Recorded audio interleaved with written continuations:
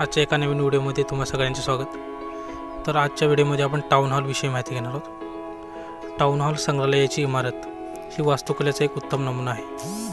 1872 ते 1876च्या दरम्यान ही वास्तू बांधण्यात आली। सदरची ही इमारत गोथिक या पद्धतीने बांधली आहे। टाउन हॉलच्या प्रवेशद्वारात 2 दगडी हत्ती व मोठी तोफ आहे। प्रवेशद्वारावरचा दरवाजा हा लाकडी आहे। प्रवेशद्वार नंतर भव्य असा सभागृह शोभून दिसतो।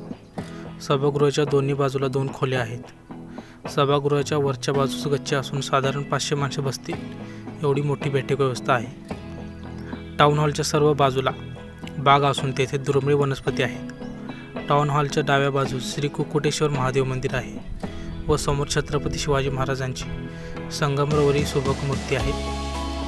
टाउन हॉल समोर भव्य कारंजे असून पाण्यामध्ये सुंदर कमळ आहे। येथे जाऊन तुम्ही काय पाहाल?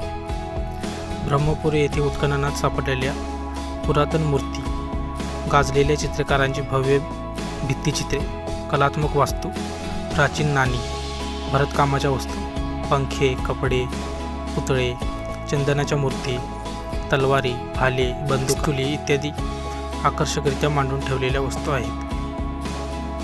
इथे तुम्ही कसे जाल? कोल्हापूर बस स्थानकापासून साधारण 2.5 किलोमीटर अंतरावर हे ठिकाण आहे। काही महत्त्वाच्या गोष्टी। संग्रहालयाची वेळ सकाळी 10:30 ते दुपारी 1, दुपारी 1:30 ते सायंकाळी 5।